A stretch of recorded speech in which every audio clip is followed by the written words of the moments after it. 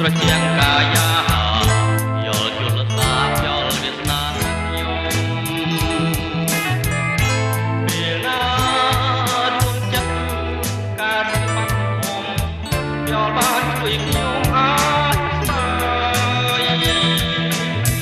យល់អើយយល់បានចាប់ទុកខាគង់តែអរ៉ា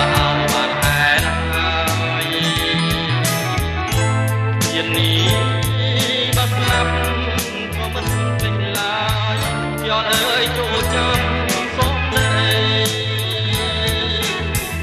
យល់អើយយល់ទុនលេច័ន្ទលេ